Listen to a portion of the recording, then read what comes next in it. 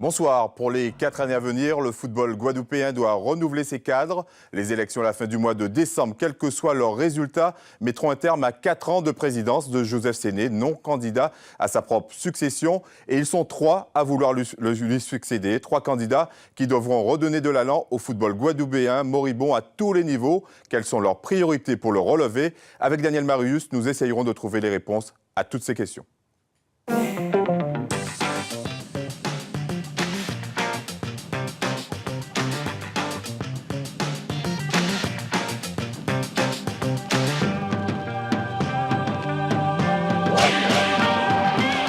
Des pelouses impraticables, un championnat local qui n'attire plus le public, des résultats aux compétitions nationales et internationales insuffisants depuis 10 ans. Où en est le football guadeloupéen? À la veille des élections à la Ligue, quel constat dresser de ce sport qui autrefois emballait les foules? Formation, gestion, communication, organisation, le football est-il une discipline en plein déclin? Les rédactions de Guadeloupe Première ouvrent le débat ce soir. Bonsoir à tous. Alors, sur ce plateau, et pour nous éclairer dans ce débat, nous avons 2 invités. Déjà, Alain Soez, bonsoir. Bonsoir à tous. Vous êtes candidat à tête de la liste Construire le futur football en Guadeloupe. Jean Dartron, bonsoir. Bonsoir. Vous êtes notre invité également. Vous êtes tête de la liste Une équipe efficace pour une ligue forte. Et puis, bien sûr, nous avions un 3e invité. Bien sûr, c'est donc le candidat pour la liste Football guadeloupéen pour tous, Lucien Hippon, qui a décliné notre invitation malgré toutes nos relances. Allez, je vais juste avant de commencer, vous faire lecture à ce propos d'un message que nous avons reçu de la part d'une personne très proche de Lucien Hippon. À chaque fois que la Ligue sollicite la presse, ça n'intéresse personne. Nous ne nous intéressons jamais au football. Et là, parce qu'il y a une élection dans 18 jours, nous aurions besoin d'un scoop en organisant ce débat. De plus, M. Hippon estime que ce débat est une manipulation médiatique, que ce n'est pas à la presse de mener l'élection. C'est une décision mûrement réfléchie de sa part et ce n'est pas un acte de lâcheté venant de lui, précisant que tout le monde sait qu'en matière de foot, on ne peut pas le mettre en difficulté. Fin de citation. Je vous demanderai, chaque candidat, de ne pas commenter cette décision de ce candidat. Seul le monde du football jugera s'il a eu raison. Alors, ce débat donc s'articulera sur des thèmes, bien sûr, et puis chacun aura un temps de parole équitable, puisque nous voulons que chacun s'exprime le plus justement que possible. À travers de ces thèmes que vous avez choisi d'aborder, vous aurez tous les deux l'opportunité de défendre votre programme. Notez que vous pouvez réagir durant ce débat sur nos différents réseaux sociaux, Facebook et Twitter, avec le hashtag foot971, mais aussi sur le site internet guadeloupe.lapremière.fr. À ce propos d'ailleurs, l'émission est en direct sur ce site guadeloupe.lapremière.fr. Une sélection de vos questions sera posée directement aux candidats. D'ailleurs, nous avons publié un sondage sur ces différents supports et voici ce qui en ressort. Le sondage va s'afficher dans quelques instants sur vos écrans. Selon vous, quelles sont les priorités pour l'évolution du football guadeloupéen? Et vous le voyez que ce sont les infrastructures qui sont prioritaires. Selon vous, 32% d'entre vous souhaitent que l'état des stades et des pelouses soit revu. La formation des jeunes et des encadrants à 30%. L'intégration de la Guadeloupe à la FIFA à 14%. Une sélection de la Guadeloupe de qualité, 14%. Et passer du statut d'amateur à celui de semi-pro à 10%. Alors, le premier thème que nous allons aborder ce soir est en relation directe avec le sondage, direct dans le vif du sujet. Alors, quel est l'état du football guadeloupéen aujourd'hui? Mais avant, je vous propose d'écouter quelques réactions recueillies auprès d'éducateurs de la place. Il faut changer les instances du football, il faut recadrer tout ça, réformer ce qu'on connaît déjà depuis plus d'une trentaine d'années. Et puis il faut que les politiques également s'impliquent davantage, parce que nous n'avons pas les moyens en structure, nous n'avons pas les moyens humains et encore moins financiers pour nous permettre d'aller plus loin dans ce que nous voulons faire. Nous sommes dans un monde qui bouge, dans un monde qui évolue, où on innove. Il faut innover, il faut repartir sur des choses de notre époque, puisque j'ai l'impression que ça ne bouge pas du tout. On n'est pas là, on ne va pas faire de débat, mais je crois qu'il faut changer beaucoup de choses. Il faut changer beaucoup de choses et se lancer sur une politique nouvelle avec beaucoup d'innovation pour plaire au public, pour que le football retrouve sa place. Allez, en une décennie, on va rebondir directement sur ce qu'ont dit ces éducateurs. En une décennie, beaucoup s'accordent à dire que le football local a régressé. Que faut-il changer, Alain Sorez? Alors, lorsqu'on parle des infrastructures, je dirais que les propriétaires, ce sont avant tout les communes. On parle de tout, on ne parle pas forcément des infrastructures. Le football, le niveau du football en lui-même d'abord. Donc, qu'est-ce qu'on appelle le niveau du football? Est-ce que lorsqu'un pays ne participe pas pendant des années à la Coupe du Monde, ça signifie que son football va mal? Je pense qu'il faut regarder ça de façon globale. Dire que la discipline est moribonde, non, parce que c'est une des rares disciplines où on voit l'augmentation du nombre de licenciés, donc il y a encore de l'engouement. Il y a eu aussi, pendant ces 4 années, la diversification du football avec le futsal, le beach soccer. Donc il y a des engouements, des tentatives de nouvelles façons de faire en sorte qu'il y ait une nouvelle pratique de football, et ce qui va attirer un nouveau public, de nouveaux pratiquants et également aussi de nouveaux partenaires. Donc il ne faut pas dire que c'est moribond. Il y a aussi notre centre de préformation, parce que lorsque je vois que chaque semaine, on nous présente un Guadeloupéen qui est sorti du CREPS et qui joue à Monaco ou ailleurs. Donc voilà, il faut rester serein, bien analyser où se trouvent les mots de cette discipline, et que ce soit donc par rapport aux 5 thèmes, nous aurons l'occasion d'évoquer donc ces mots et surtout les remèdes pour pallier à ces moments. Je ne suis pas pessimiste, d'ailleurs. Un footballeur ne peut pas être pessimiste. Alors, Jean Dartron, il y a aussi ce problème, les stades sont vides, la qualité des joueurs est en dessous de la moyenne, les joueurs maintenant ne s'attachent plus à un maillot, les joueurs n'ont plus de patrie, on peut dire ça comme ça. Comment jugez-vous tout cela? Déjà, l'intervention des éducateurs reflète bien la situation. Notre football a un besoin aujourd'hui. Comment penser que peu de temps avant quitter notre centre de formation, Le Mar brille à Monaco, que Coco brille à Guingamp, et que notre population soit aussi insatisfaite de son football? Donc nous sommes dans un paradoxe. Je pense. Mais est-ce que ce n'est pas l'arbre qui cache la forêt, justement, la réussite de ces jeunes? La situation est simple. Un jeune de 15 ans qui est bon, il quitte la Guadeloupe. Il n'est plus là. La problématique tourne autour, je dirais, il y a une attente de modernité de nos football, d'une autre démarche et d'une autre méthode.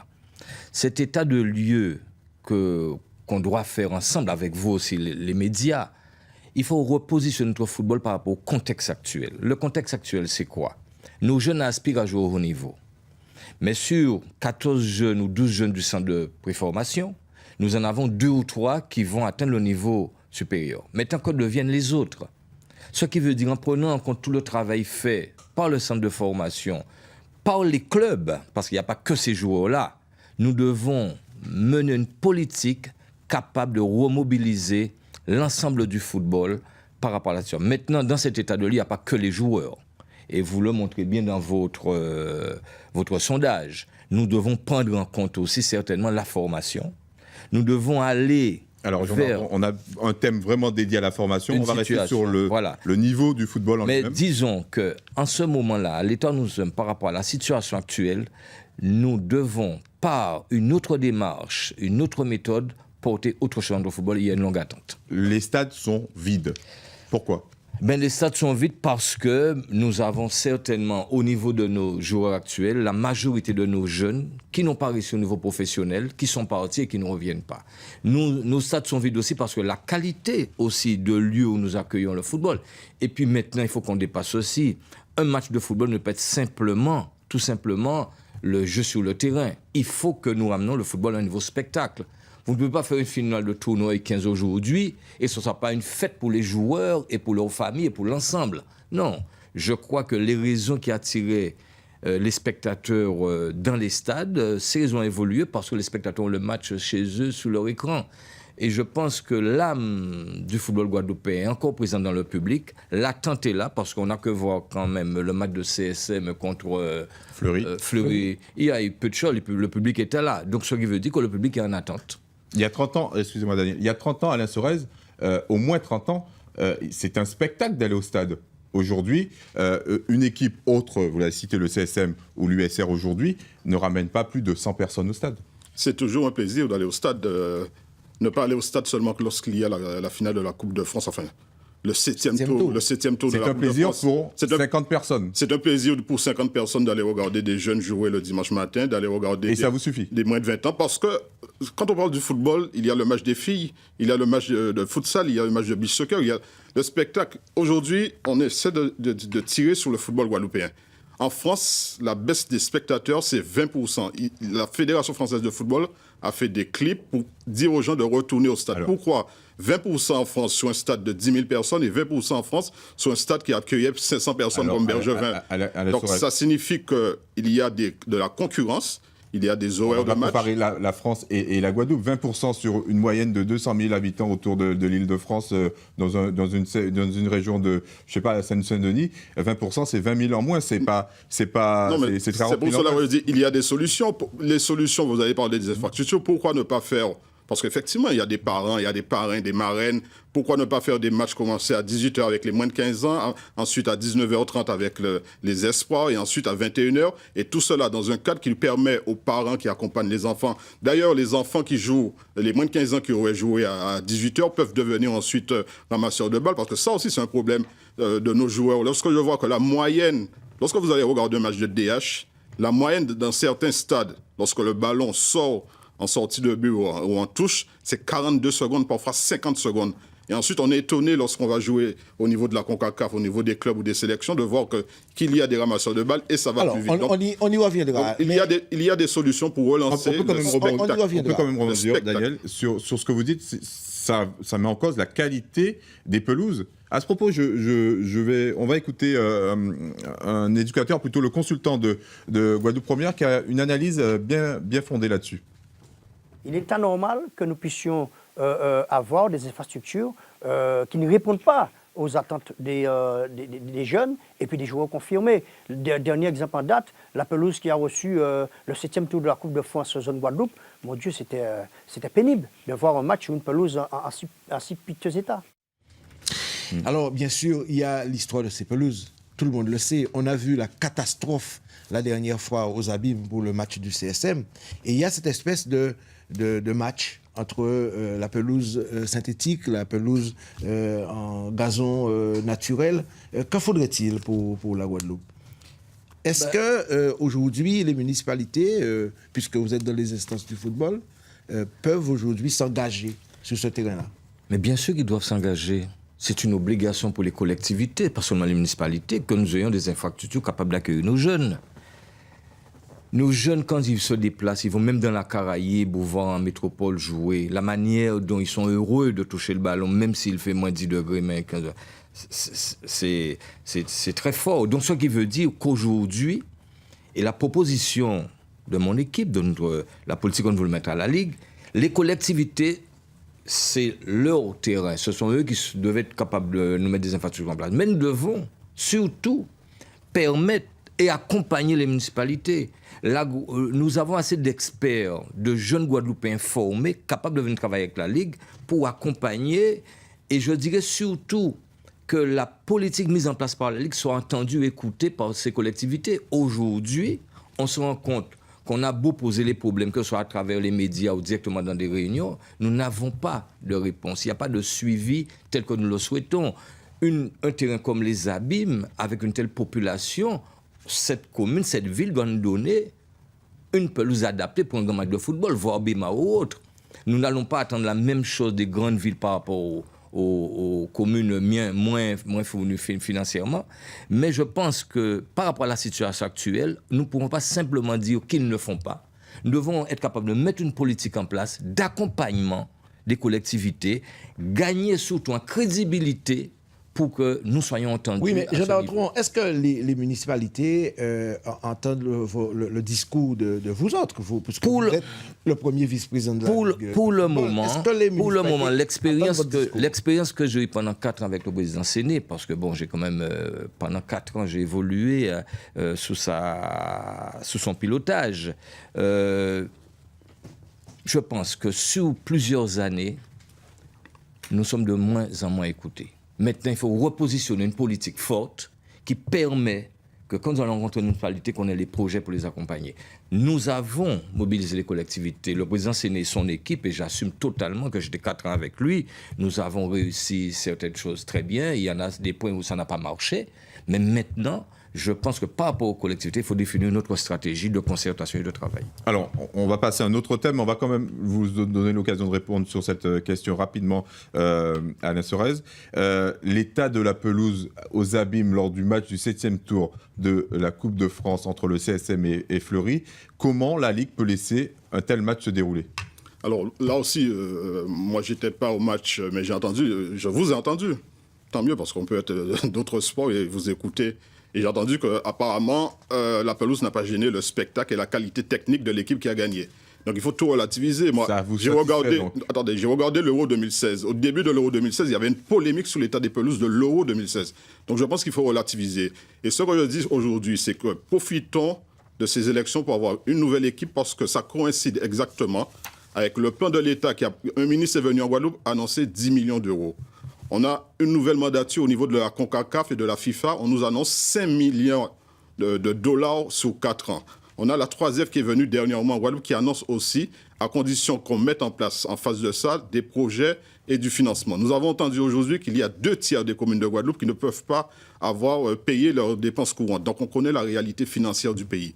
Ce que moi je dis avec une nouvelle équipe, c'est que nous allons faire en sorte qu'il y ait une continuité, c'est-à-dire avec cet argent et ces programmes pour avoir des priorités. La priorité d'abord, il faut qu'il y ait un stade à Marie-Galante rapidement.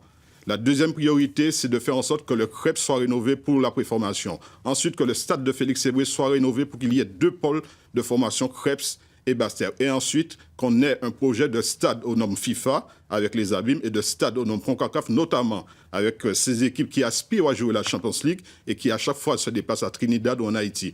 Donc voilà ce que nous disons. Nous avons, dans ce domaine-là, une vision, et nous avons aussi cette capacité d'actionner du financement extérieur. Maintenant, il appartiendra à la région, au niveau de la Guadeloupe, et aux collectivités qui ont les moyens de mettre l'argent pour faire en sorte qu'on puisse aboutir à ce plan d'infrastructure pour la Guadeloupe dans les 4 ou 8 prochaines années. On s'intéresse, messieurs, rapidement... Non, sur ce point-là, juste pour illustrer mes propos par rapport à la politique que nous souhaitons développer dans ce domaine. Vous prenez un exemple actuellement. Bientôt, nous allons nous livrer un stade au Moule. D'accord ? Voilà une collectivité qui a mené un projet sans être accompagnée par la Ligue guadeloupéenne de football. Je ne sais pas de qui vient le problème, mais aujourd'hui, par rapport à la situation actuelle, il est clair que nous devons accompagner les collectivités avec nos experts, avec notre expertise, pour mobiliser tous les fonds, pour permettre que quand un projet est mené, que ce projet soit accompagné par tous les fonds, tant au niveau FIFA, CONCACAF, 3F et autres. Très bien, messieurs. On s'intéresse maintenant à la formation. On l'a évoqué il y a quelques instants avec vous, des jeunes, la formation des jeunes, des encadrants, mais aussi des dirigeants que vous aspirez à être bientôt. Est-elle satisfaisante aujourd'hui ? Peut-on l'améliorer ? On en parle juste après ça.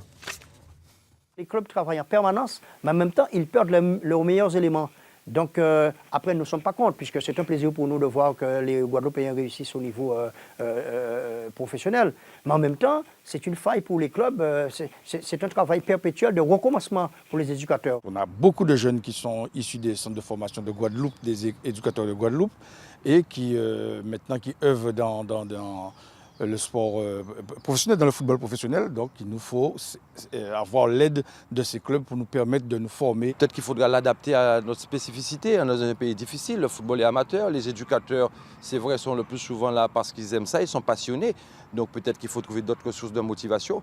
Mais il faut aussi que ces éducateurs-là s'impliquent davantage. Au niveau de la Ligue, il va falloir exiger au président de club d'avoir les éducateurs diplômés avec leur section équivalente. Alors messieurs, on est fin novembre, bientôt début décembre, les compétitions de jeunes n'ont toujours pas démarré. Et puis, les finalités des coupes de jeunes de l'année dernière ne sont pas arrivées au bout. Alors, que faudrait-il pour une formation optimale de jeunes ? J'insiste beaucoup là-dessus. La Ligue, nous avons fait des choses. Il y a une mécanique d'organisation. Mais nous ne sommes pas positionnés par rapport à la demande. J'assume en tant que premier vice-président ce qui se fait en ce moment parce que je suis au comité directeur. Mais n'empêche que, aujourd'hui, l'équipe que je prépare, avec qui je travaille depuis 3 mois et que nous nous préparons, si les présidents le permettent, comme la direction de la Ligue, nous sommes prêts à relever ce genre de défi et régler ce genre de problème assez rapidement. Mais L'engagement que nous prenons, c'est quoi? C'est qu'on ne peut pas faire un calendrier, tenir compte des seniors et ensuite voir ce qu'on va faire avec les jeunes. Non, il faut une vision globale d'organisation pour que le joueur de football qui soit senior, qu'il ait 13 ans, se retrouve et organise son année en fonction de cela. La priorité des priorités dans ce domaine, et j'ai bien entendu sur la formation, au niveau des éducateurs, actuellement, nous avons une baisse de la formation. La direction technique nationale a mis un nouveau plan de formation dont la mobilité devrait nous permettre de pouvoir développer des formations par bassin. Pour le moment, nous sommes trop centrés là-dessus. D'accord ? Donc, il est vrai que dans la politique que nous allons proposer, la démarche que nous proposons, ça sera l'une de nos priorités. D'ailleurs, dans ce sens, je vous signale que nous avons eu l'occasion cette année, dans le lycée dont je suis le proviseur, de mettre en place une section football qui évite que nos jeunes, à 15 ans, qui n'ont pas un centre de formation, restent encore en Guadeloupe pour ne pas aller se perdre dans un petit club, je dirais, un lycée perdu, je ne sais pas où, alors que ce jeune revient en Guadeloupe et ne joue plus au football. Donc je pense que dans ce cadre-là, nous avons des propositions à faire, nous avons une démarche à mettre. En termes de formation, l'optique qu'a pris actuellement la Ligue, qui est de mener la politique de la DTN, doit aller plus loin que ça. Nous avons une double entité, l'entité 3F, l'entité CONCACAF. Nous devons avoir une politique cohérente parce que la Ligue de la Guadeloupe n'est pas la Ligue d'Alsace, où l'Alsace travaille avec la 3F. Nous sommes amenés à nous développer dans la Caraïbe et la formation doit venir, notamment au niveau des éducateurs, au niveau des arbitres, renforcer cette démarche et nous permettre d'avoir une politique plus en service des jeunes.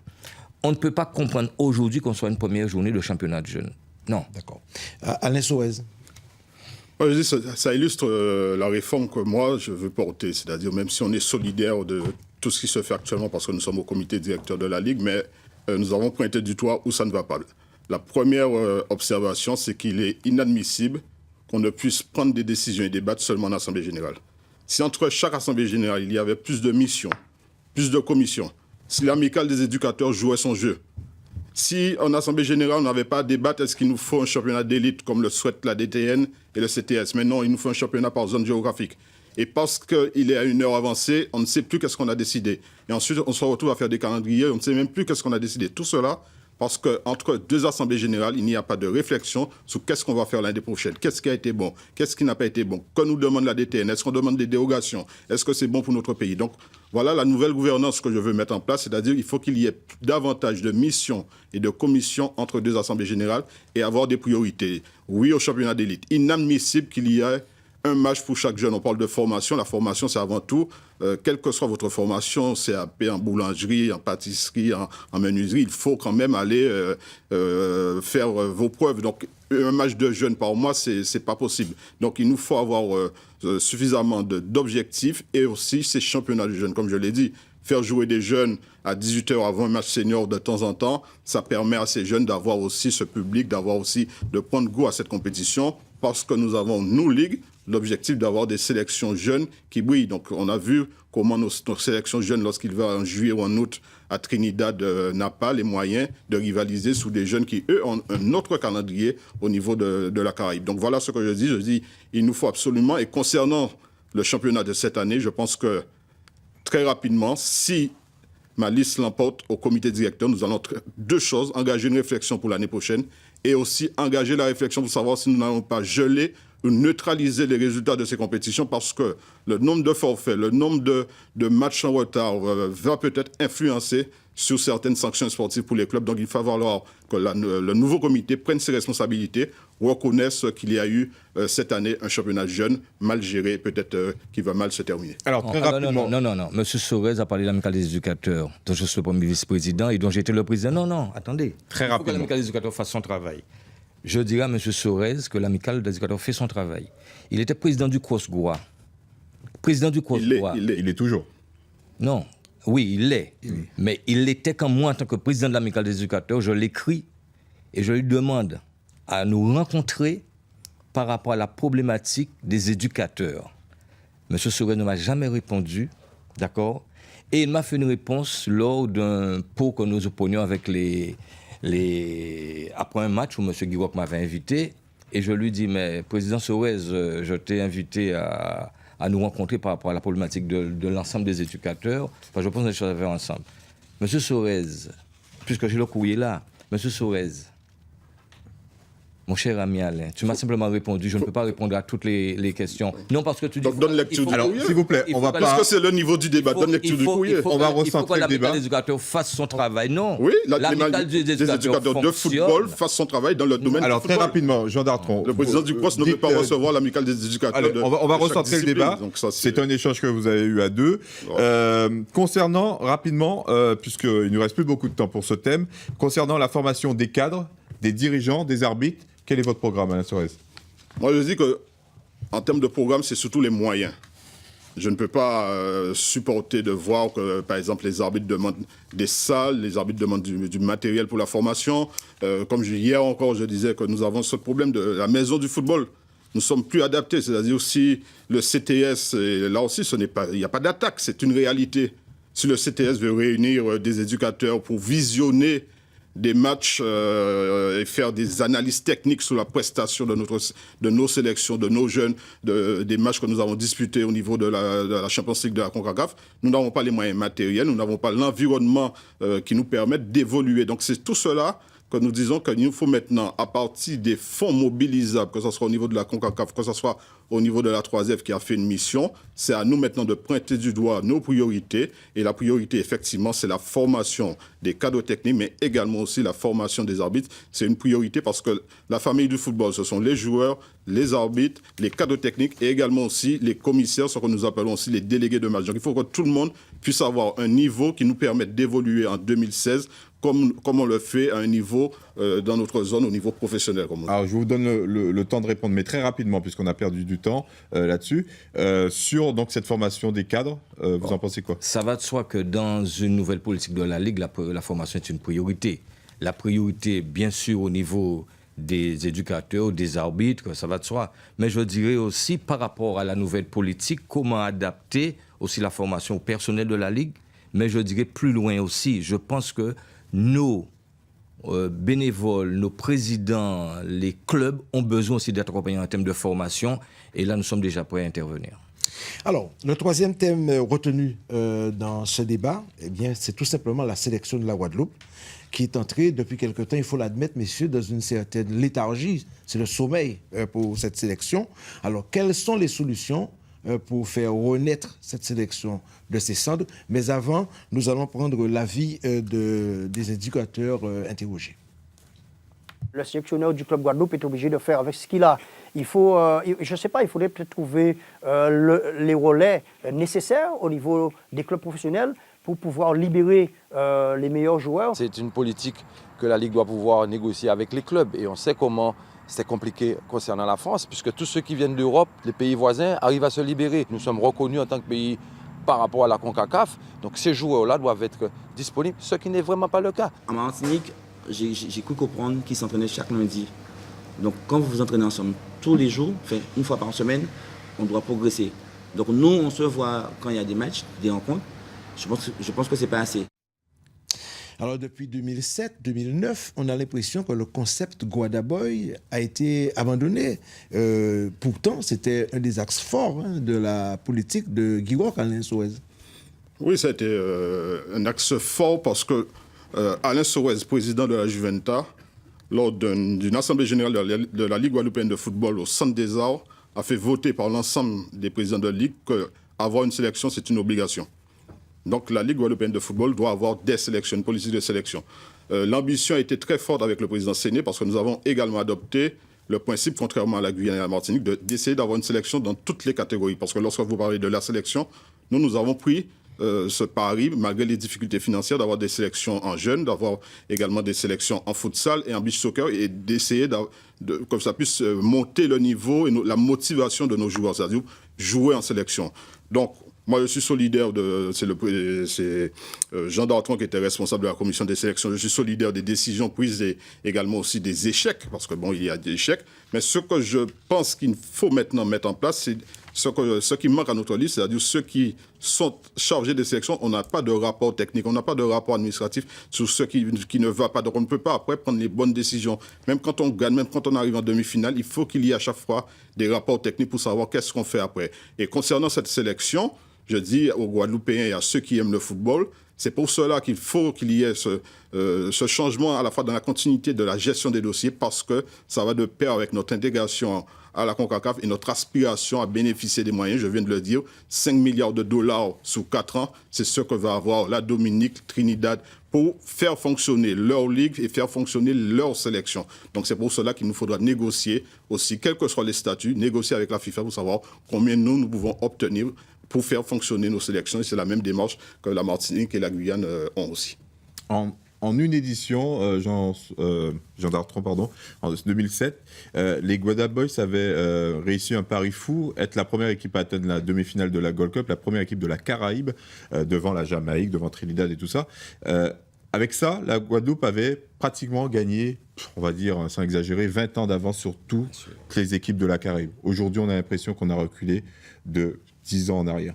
Ça montre bien que la Guadeloupe a bien mis en évidence son potentiel, ses capacités, mais la Guadeloupe a permis que tous les projecteurs de tous les clubs du monde s'orientent, et notamment les clubs professionnels aspirent de plus en plus. Je pense que ça a servi le football guadeloupéen.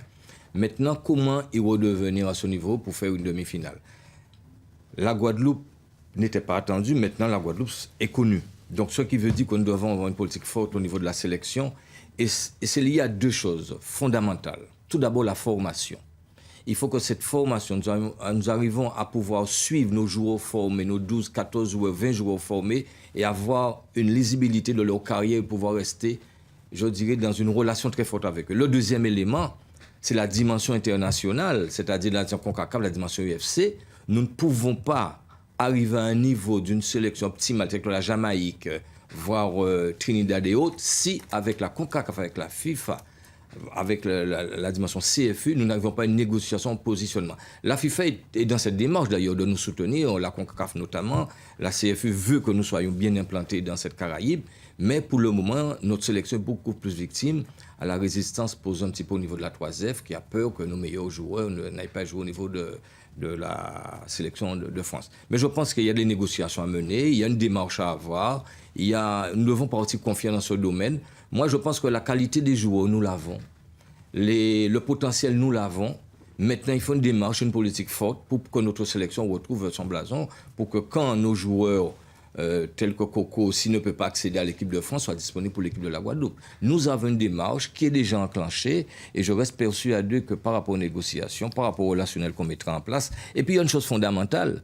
On ne peut pas parler de sélection aujourd'hui, ne pas avoir un modèle économique autour du football avec les entreprises. Moi, je peux vous dire que j'ai déjà rencontré de grandes entreprises par rapport à notre projet qui, dès que nous serons élus, seront là pour nous accompagner, pour donner du sens à la sélection. Alain l'a dit, le président Séné a choisi d'envoyer toutes nos sélections de jeunes participer dans les compétitions CFU, voire CONCACAF. Et là, c'est une politique à renforcer, mais on le fera dans un cadre de nouveau développement économique autour de notre football avec les entreprises. Je pense que la situation sociale de la Guadeloupe fait qu'aujourd'hui, on doit avoir une vitrine qui est la sélection, tant au niveau jeune qu'au niveau des grands. Pourquoi ?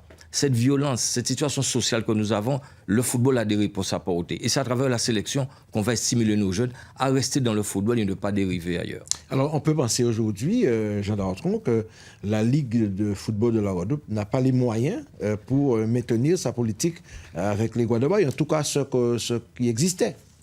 Nous n'aurons jamais les moyens financiers. Parce que si vous voulez, je pense qu'à partir du travail qu'a fait le président Wok, qui a suivi quand même l'engagement qu'avait pris à l'époque le président Ouigard, qui est rentré dans la CONCACAF. Je vous rappelle, il a été même le premier vice-président. Je pense que le président Guy Wok, avec son équipe, a emmené la sélection quand même à un certain niveau. Maintenant, il s'agit pour nous de prendre toute cette expérience au niveau de la CONCACAF, de la CFU, et pouvoir transformer ceci pour que notre football retrouve son blason. Ça doit passer par l'intégration de la Guadeloupe à la FIFA. C'est votre cheval de bataille, on le sait, Alain Sorel. C'est les armes de la guerre, mais je pense qu'il n'y a pas que les moyens financiers, il y a aussi le relationnel. Je dis que c'est inadmissible, par exemple, qu'on demande à des joueurs de se libérer, ensuite ils ne sont pas appelés en sélection et n'ont même pas un coup de fil pour les expliquer pourquoi ils ne sont pas appelés en sélection. Donc ça aussi, ça laisse des traces au niveau du joueur, mais au niveau de son staff. Et je dis que lorsqu'on est en capacité de responsabilité pour nos sélections, il faut faire très attention au relationnel que nous avons avec les clubs français, mais notamment aussi avec les clubs étrangers. Parce que le football, c'est une grande famille et tout se sait. Donc c'est pour cela qu'il faut... Le relationnel qui était mis en place, c'était le CTS qui l'avait avec les... Je dis qu'il faut prendre nos responsabilités lorsque nous avons... C'est pour ça qu'on veut monter de niveau le sport guadeloupéen et on refuse d'avoir ce niveau de professionnalisme et de se mettre au niveau... Parce que lorsque la Guadeloupe doit écrire ou doit téléphoner à un club professionnel, ce n'est pas n'importe quoi, n'importe comment. Donc c'est pour cela que moi, ce que je souhaite dire à l'ensemble du monde du football, c'est qu'il n'y aura pas que le comité directeur. J'ai entendu des témoignages de nombreux éducateurs, mais à l'époque, c'est ce que je demandais à Guiwok de mettre en place, c'est-à-dire pratiquement des staffs techniques, non pas un sélectionneur pour les seniors, un sélectionneur pour l'équipe jeune, mais de véritables staffs techniques qui travaillent notamment avec leur club, mais également aussi tout au long de l'année avec cet objectif. C'est un objectif guadeloupéen de se dire, bon, moi je veux être champion des moins de 20 ans. On n'est pas obligé d'être tout le temps avoir comme objectif de participer à la Gold Cup, comme disaient les jeunes, d'aller à Miami. Non, on peut se fixer des objectifs en fonction de ce que nous avons. Si on sait que nous avons une belle catégorie d'âge de 20 ans, de 18 ans, on fait comme des pays, par exemple les Bermudes qui nous ont battus la dernière fois en 20 ans. Je vois que l'année prochaine, ils seront à Costa Rica, Antigua, Saint-Kitts, c'est-à-dire ce sont des pays qui savent que pour l'instant, ils ne peuvent pas rivaliser au niveau senior, ni par rapport à la qualité technique de leurs joueurs extérieurs ou sur place, ni par rapport aux moyens financiers, parce qu'il faut se déplacer et il faut également faire venir ces joueurs. Mais pour l'instant, ils investissent dans les moins de 17 ans, dans les moins de 20 ans, et ils participent à des compétitions. Donc voilà, il faut programmer tout cela et avoir des objectifs. On pouvait rivaliser. En 2007, on a atteint la demi-finale, on a été battu 1-0 par le Mexique, par un but de Pavel Pardo, qui était champion d'Allemagne avec Stuttgart. Oui. C'est pas rien. En 2009, on atteint la finale de la Coupe des Caraïbes. On est battu au tir au but 5-4 par la Jamaïque. C'est qu'on peut atteindre le niveau. On peut atteindre le niveau. À cette époque-là, Haïti et la Jamaïque, qui justement voyaient que la Guadeloupe était là, ils ont mis en place, ils ont dit, bon, maintenant, c'est à nous de revenir. La Jamaïque l'a fait il y a 2 ans. Haïti, pour l'instant, n'est pas encore qualifié. Donc voilà, on met en place des objectifs et à un certain moment, je me rappelle que même le président Guiwok me l'avait dit, lorsque Saint-Domingue nous a battus en Guadeloupe, lorsque Curaçao nous a battus, moi, ce que j'ai dit à l'époque au comité directeur, parce que j'étais observateur, commissaire de match, j'ai dit, attention, il y a des pays qui font beaucoup d'investissements chez les 15 ans, chez les 17 ans, et ça monte. Donc en infrastructure aussi, ils ont eu des centres techniques de formation. À Curaçao, il y a eu l'inauguration de centres techniques de formation. En Haïti, à Saint-Kitts, partout. Tandis que nous, on n'avait pas ces moyens, cette capacité de négocier, que ce soit avec la région, que ce soit avec la FIFA et la CONCACAF, pour faire en sorte qu'il y ait un financement de ce centre technique. Donc nous avons pris du retard. Nous ne sommes pas les seuls dans ce cas-là, parce que il nous faut avoir un plan, des objectifs et une vision. Voilà ma méthode, et mettre tout le monde au travail à un certain niveau de compétence et de professionnalisme. On vous a bien écouté sur ce sujet-là, mais on a vraiment l'impression que ce problème de la sélection et des Guadeloupéens a été un peu mal géré entre les joueurs qu'il faut faire venir, les joueurs guadeloupéens qui doivent participer à la sélection. On a eu l'impression qu'à un moment, la Ligue n'a pas eu la main sur cette histoire. Bien, disons qu'il y a 4 ans, j'arrive, j'observe la mécanique qui est en place à ce niveau-là. Je me suis déplacé personnellement à Métropole pour rencontrer des joueurs, avec l'aide de Jocelyn Angloma, de Gérard Andy. On a même fait un regroupement à Clairefontaine avec plusieurs joueurs pour discuter avec eux. La volonté chez les joueurs y est. Seulement, le problème qui se pose, c'est cette entité CONCACAF 3F. Nous sommes alignés sur le calendrier international, mais pour cela, pour obtenir qu'un joueur soit libéré par son club, c'est devenu très difficile. Et c'est un peu cette négociation que nous devons mener et que la 3F permette que nos joueurs sollicités, qui ne sont pas retenus en sélection de l'équipe de France, soient disponibles pour participer à ces compétitions. Nous avons fait venir des joueurs de national, mais nous en étions conscients que ce qui a été demandé pour atteindre la Gold Cup, ce serait difficile. Quel joueur qui a permis que la Guyane atteigne aujourd'hui cette phase? Quel joueur? C'est un joueur qui évolue actuellement en première division Ligue 1. Ça a été une négociation très poussée. J'ai appelé mes amis guyanais qui m'ont informé comment ils ont fait. comment ils se sont pratiquement déplacés pour demander l'intervention du président pratiquement de la 3F pour obtenir que le joueur permette à la Guyane de battre Trinidad. Ce qui veut dire que nous sommes dans une situation quand même problématique dans la Caraïbe où nous ne sommes pas accompagnés comme il le faut. Les capacités sont là, le potentiel est là. Je pense qu'avec une ligue capable de regagner fortement sa place dans la CFU, parce que c'est vrai que nous sommes présents, mais j'avoue que l'impact de notre président dans la CONCACAF a diminué aussi sur le football guadeloupéen. Alors, on va passer à un autre thème. Juste avant, vous le savez, les internautes peuvent réagir sur les différents supports, la page Facebook, la page Twitter de Guadeloupe Première, mais aussi sur le site, avec le hashtag foot971. Une question complètement en dehors du débat, de ce débat-là, en tout cas des Guadaboches, mais qui est intéressante aussi. Vous parlez des seniors, vous parlez de la formation. Quel programme, on va y aller très vite, quel programme pour les écoles de foot?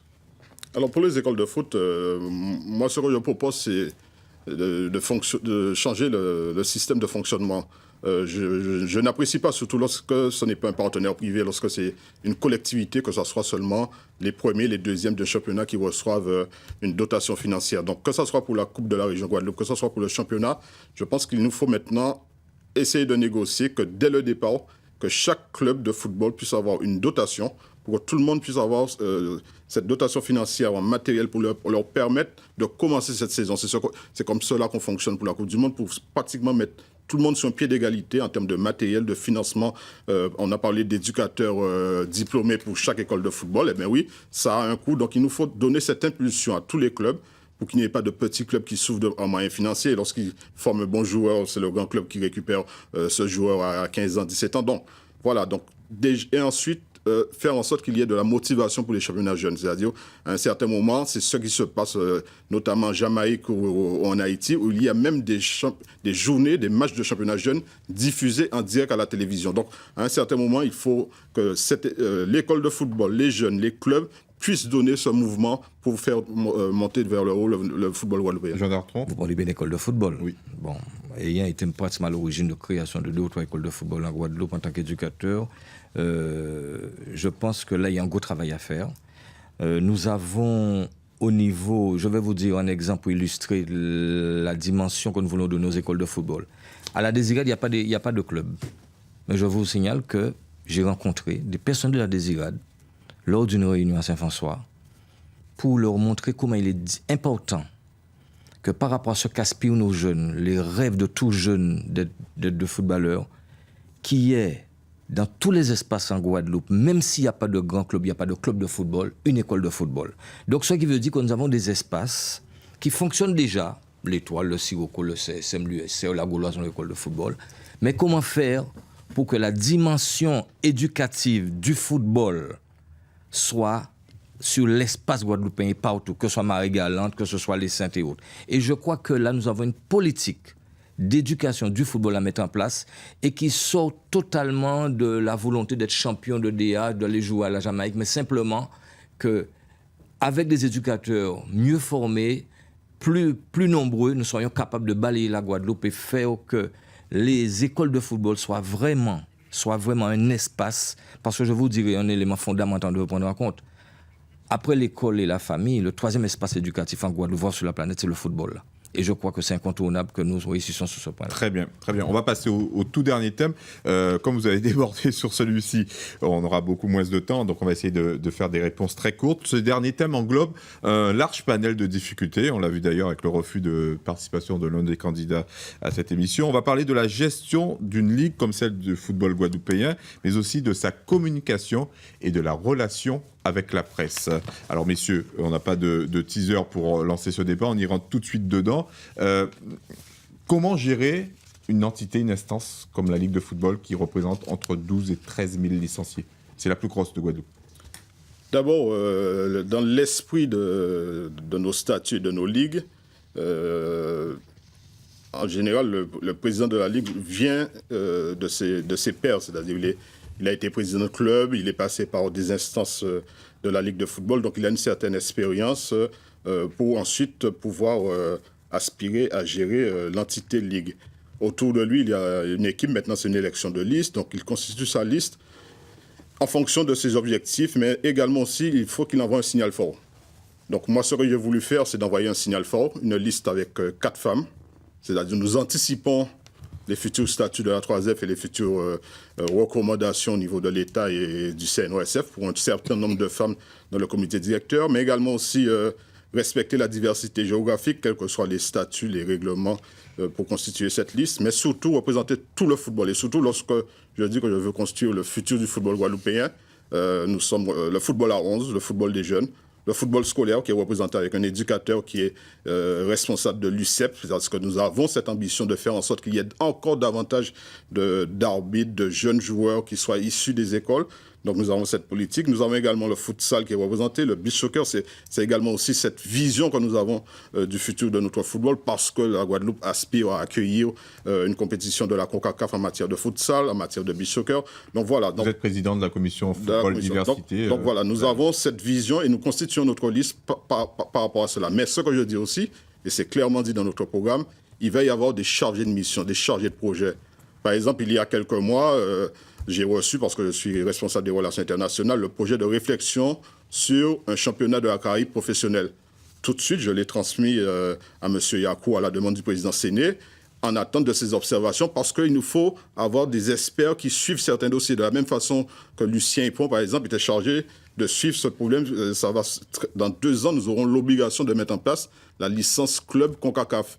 Et la 3F est déjà d'accord pour faire en sorte qu'il y ait une conciliation entre la licence club CONCACAF et le label jeune, ce qui va permettre à nos clubs de voir effectivement par rapport à la municipalité quelles sont les infrastructures, quels sont les moyens pour qu'on devienne un club qui puisse avoir ce label. Vous avez un peu débordé sur votre programme, mais juste, on s'est un peu éloigné de la question, Jean Dautron, la question de la communication. J'ai bien compris. La question de la communication, ce n'est pas le point fort de la Ligue guadeloupéenne de football. Parlons de communication.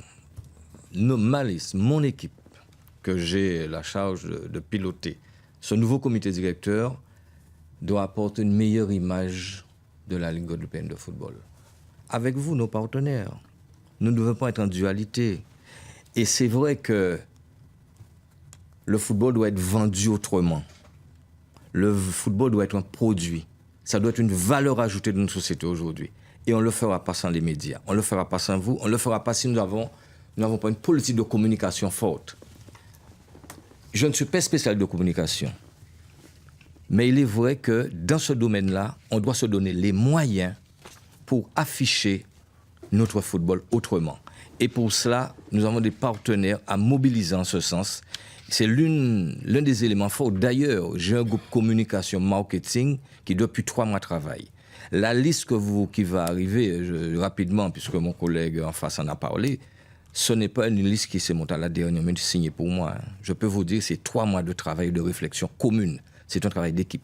Et concernant, puisqu'on va conclure ce débat, ce thème-là en tout cas, concernant les relations avec la presse et la communication de la Ligue, on reçoit beaucoup de messages des internautes. Vous les avez vus affichés sur votre écran en ce sens. Donc, messieurs, on arrive au terme. Sur le point de la communication, je dirais...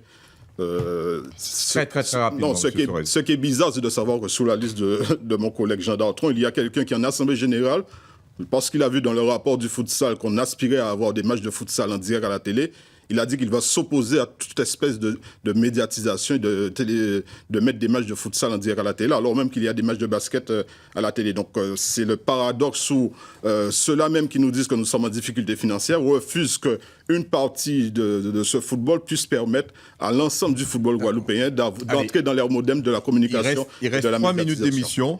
Messieurs les candidats, donc on arrive au terme de cette émission. On vous propose, pour nous, on va appeler ça la séance des tirs au but. C'est l'occasion de faire votre passe décisive vers ceux qui pourraient voter pour vous à la LGF. Vous avez 1 minute chacun pour défendre votre programme. On commence par vous, Monsieur Sorès. Moi, ce que je dis, c'est depuis le mois de juillet, je ne cesse de communiquer, d'avoir des dialogues avec l'ensemble du football guadeloupéen. Je suis à même de donner ce nouveau management à la Ligue guadeloupéenne de football, faire en sorte que la maison du football, notre siège, soit plus accueillant, prendre l'engagement qu'il n'y aura aucun licenciement parce que nous sommes une association. Nous allons au contraire faire en sorte que ce personnel soit motivé, revalorisé dans son fonctionnement. Vous avez parlé de communication, je prends l'engagement qu'aucun club, aucun joueur ne va apprendre sa sanction à 6h du matin sur un média. Il va y avoir des communiqués de presse à 10h, à 11h, au lendemain des commissions. Il faudra que tout le monde puisse jouer ce jeu dans la fraternité, dans le respect et dans l'unité, parce que nous avons des ambitions pour le football guadeloupéen. Comme je vous l'ai dit au début, lorsqu'on est un vrai footballeur, dans les vestiaires, on peut perdre un match, on n'est jamais pessimiste, on n'est jamais démobilisé. Au contraire, on se remet en question, on repart à l'entraînement et on aspire à faire un meilleur score pour le prochain match. Monsieur Danton. Je m'adresse au monde du football, notamment pour leur dire qu'aujourd'hui, j'arrive avec une liste, comme pour slogan, je dirais, une équipe efficace pour une ligue forte. C'est le résultat de travaux, de rencontres avec les présidents de clubs dans toute la Guadeloupe, de réflexions sous forme de séminaires. Cette équipe, c'est une équipe réfléchie, pensée, en mobilisant des compétences, en mobilisant le territoire, en mobilisant surtout aussi des hommes d'expérience, parce que nous avons ceux qui ont vécu avec l'équipe Regard, ceux qui ont vécu avec l'équipe Walk, voire l'équipe Séné, donc des hommes aussi qui ont de l'expérience et des femmes qui ont de l'expérience. Nous, le projet, c'est le projet d'une équipe. Les présidents de club, on continue à les rencontrer. Je leur dirai qu'en prenant ce jour la décision de voter, de penser à l'avenir de la Guadeloupe, de penser à notre jeunesse, de penser à la réussite du football demain. Et ils ne seront pas déçus parce que quand ils verront notre liste, ils reconnaîtront que ce sont des hommes, des femmes qui se mobilisent pour la réussite du football guadeloupéen, pour notre jeunesse et pour cette éducation, cette réussite sportive, mais aussi des solutions apportées aujourd'hui à cette société guadeloupéenne envahie par la violence. Et le football se doit de porter des solutions. D'accord. En tout cas, après ces 52 minutes de débat, on espère que les amoureux du football, en tout cas le monde du football guadeloupéen, aura été éclairé sur le sujet. Et nous espérons aussi que les élections donneront le résultat le plus favorable en faveur du football. Merci à vous deux, messieurs, d'avoir accepté notre invitation. Vous voyez, il n'y a eu aucune manipulation médiatique. Merci, Daniel. Merci à vous, chers téléspectateurs et chers internautes. Dommage que le troisième n'ait pas souhaité se joindre à nous. La semaine prochaine, mercredi 7 décembre, nous vous proposons une autre édition spéciale, cette fois-ci consacrée au cyclisme, qui organisera ses élections au comité directeur au mois de janvier prochain. Bonne soirée à tous. À très vite.